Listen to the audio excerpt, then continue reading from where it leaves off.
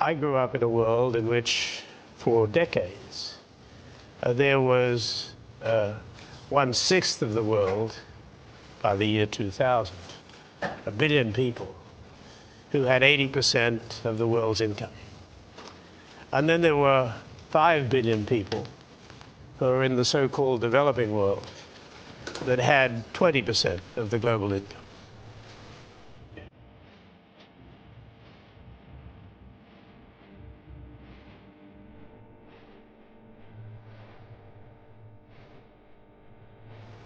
So much so that as we look out, the so-called 80-20 that I and my contemporaries grew up with is now looking at a very, very different future. It is the future that you will face. It is a future of 9 billion people on the planet by the year 2050. Of the 3 billion extra that have been added to the planet or will be added to the planet from the year 2000, about 100 million goes to the rich countries, and 2.9 billion goes to the developing countries. So come 2050, it's not 1 billion and 5 billion, it's 1.1 billion and 8 billion, or close to it. That is a huge change, dramatic change.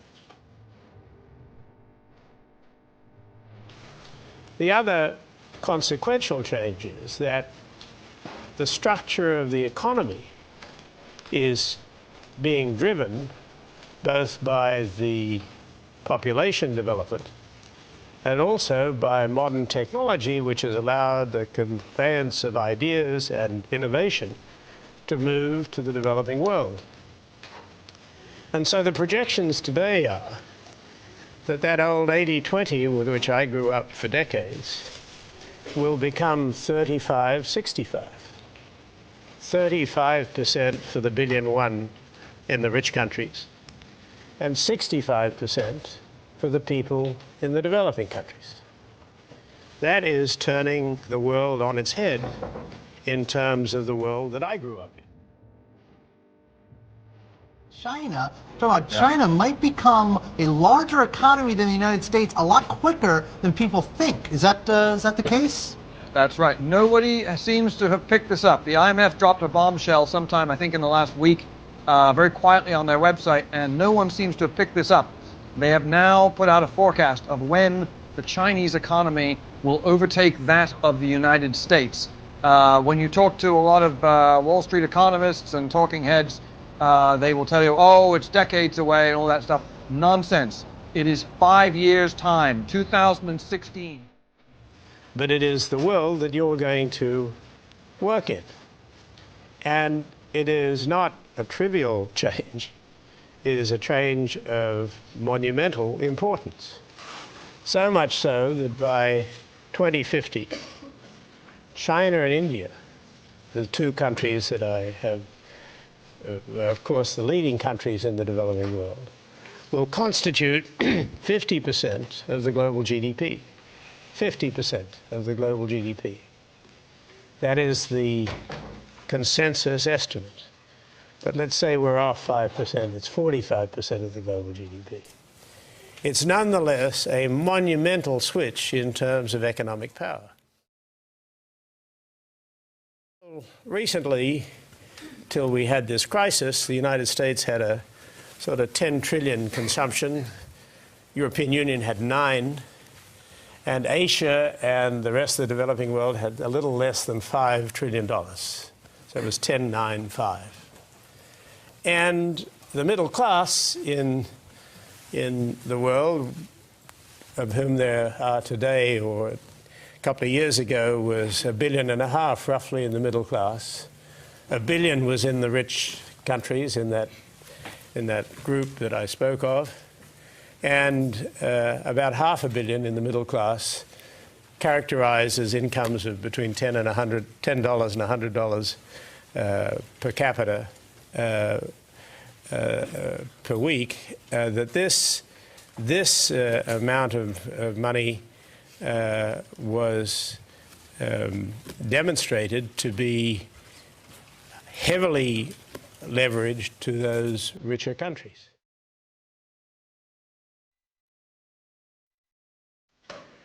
By 2030, the estimate now is that there will be 3 billion people in the middle class. And of that 3 billion, 2/3 of it will be in Asia. 2/3 of it. So this is a switch from being a fraction, being less than a third, to being 2/3. And that is a pretty dramatic shift. You'll have a middle class in China of 1 billion people. Billion people by 2050. Middle class. So these are not trivial changes in the outlook. These are tectonic shifts in terms of the way the planet works. And as I said to you, as I look at all of you, in my generation, we didn't have to think about that. In the Dean's generation, it was 80-20 or 78-22 or something like that. It was a balance where you knew you were the rich countries, the powerful countries, and all the organs of running the world were designed to accommodate that fact.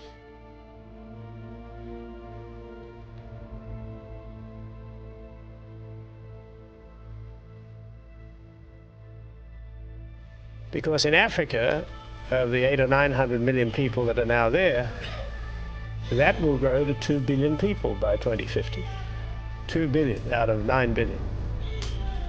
And the estimates are that the average per capita income for people in Africa at that stage will be between $2,000 and $3,000 per capita.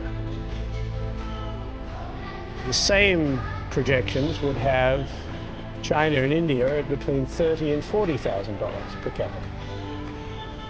So you got 2,000 to 3,000, 30,000 to 40,000. And countries in the so-called rich world, United States, European countries, somewhere between $90,000 and $100,000.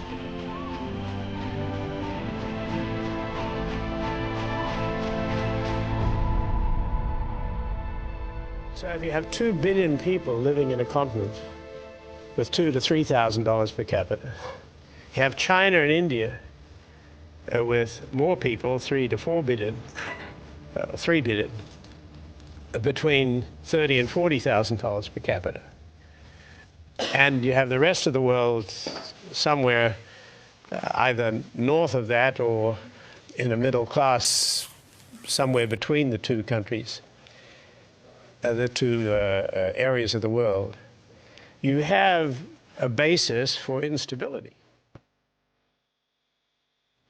China and Nigeria are building one of Africa's largest free trade zones in the commercial capital, Lagos.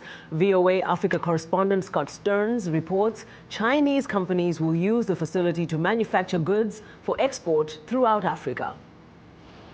On the tip of the Lekki Peninsula in Lagos, Nigeria and China are building a 16,000-hectare free trade zone to develop local manufacturing and reduce Nigeria's dependence on imported consumer goods. It's one of the fastest-growing areas in Lagos State and will soon have a new deepwater port, an international airport, and new hotels as part of a 60-40 partnership between the Chinese government and Lagos State. Adeyemo Thompson is Deputy Managing Director of the Lekki Free Zone Development Company. He says construction is on schedule for Chinese shareholders that include the China Railway Construction Corporation and the China Africa Development Fund. In accordance with the master plan and the projections we have made, I think the first phase of the zone, that's the 3,000 hectares, will probably be close to $5 billion investment. That's included. Africa is not a continent which is any longer isolated. It's not a place where people are uninformed. It's the fastest growing market for cellular phones. Information, as you would well know, whether it's in the townships or wherever it is now passes very quickly. And that's not just in South Africa, that's in the 53 countries in sub-Saharan Africa. And this is not an issue which is going to go away, nor is it an issue which is trivial to those of us that live as we do here. This is a major issue which is not being confronted and which you will have to confront at some stage. And that gets into a second issue which I would like to touch on.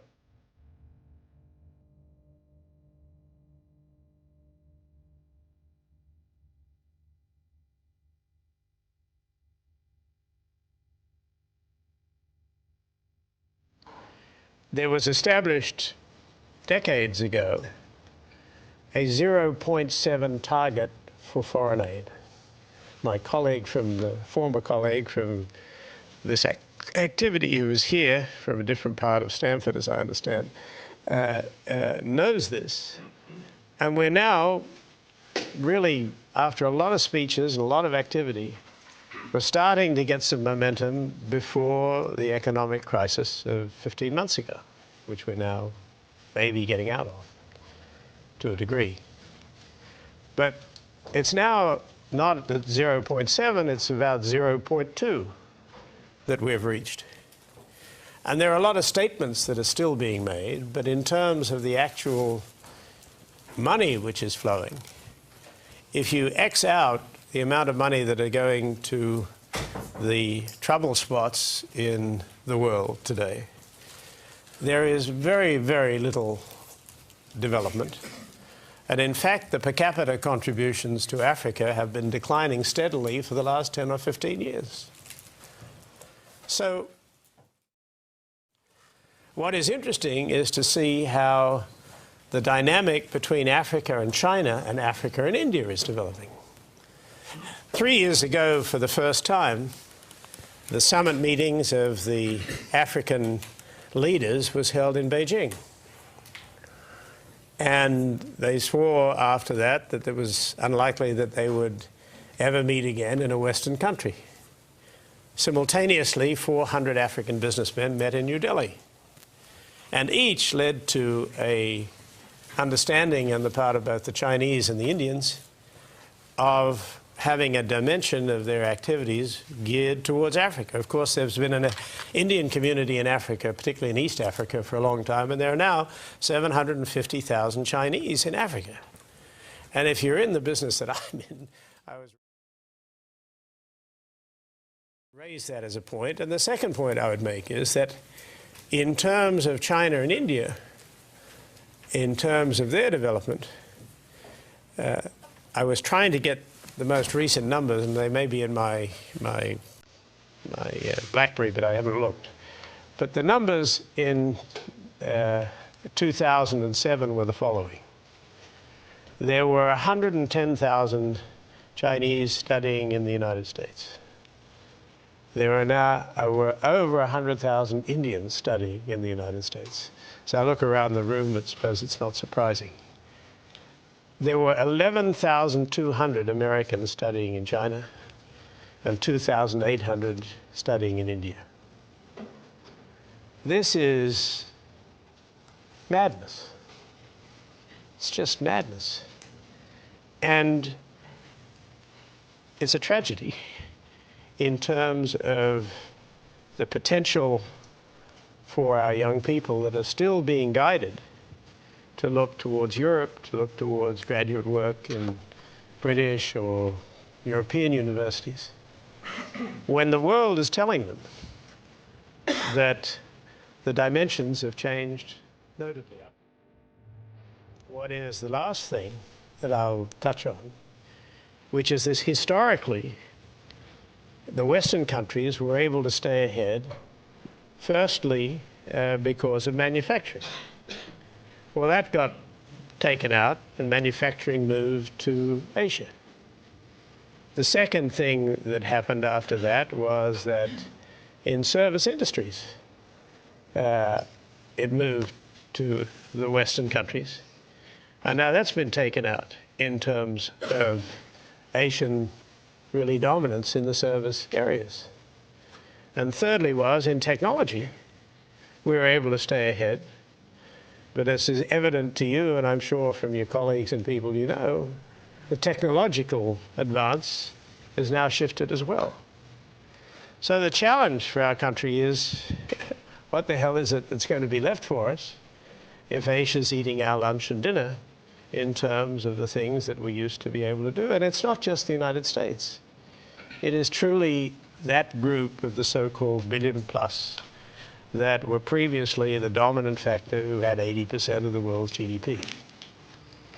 And so I leave you with that issue because as people that are going out into the world, if it were me today, the number one thing that I would be thinking about, which is different from when I grew up, is that the 80-20 rule, which I had comfortably in my hip pocket, is going to be a 35-65 rule.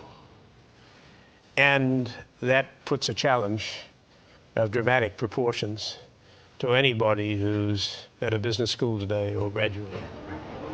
And so, yes, someone that anyhow does not rain.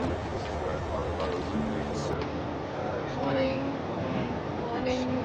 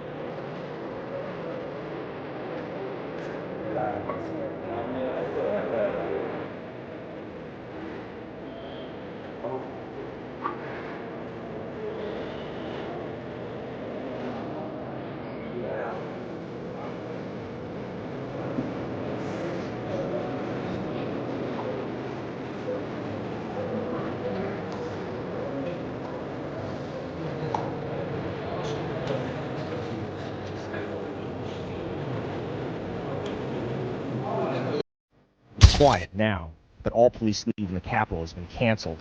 They're taking no chances after last week's anti-globalization protests in Quebec and the street wars on this spot during the same meeting last year of the IMF and World Bank. Mr. Wilkinson, the protesters say that you are the chief of a secretive, undemocratic world government, which has actually made poverty worse worldwide. How do you respond? Well, I think it's nonsense. I mean, it's simply, I've been accused of things, but I didn't know that that was one of the accusations. I'm not sure where this government exists. But if I could answer more seriously the question, which I think what is behind it, is that I'm very proud, actually, of the record of the bank.